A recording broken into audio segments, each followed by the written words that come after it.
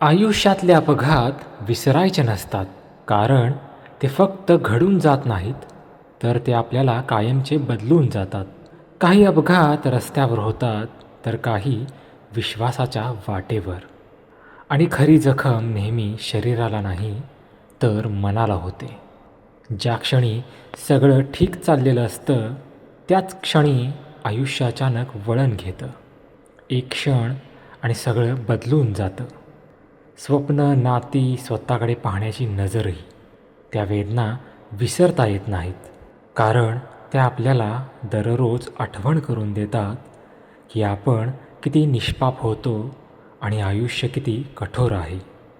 अपघात आपल्याला तोडतात, पण त्याच वेळी शिकवतात की कोण आपलं होतं फक्त शब्दात आणि कोण खरंच आपल्यासोबत उभं राहिलं. म्हणून अपघात विसरायचे नसतात, कारण ते जखमा देऊन जातात, पण त्याहून मोठं म्हणजे ते आपल्याला जगणं शिकवून जातात. म्हणूनच अपघातातून शिकून स्वतःला नव्याने घडवायचं असतं.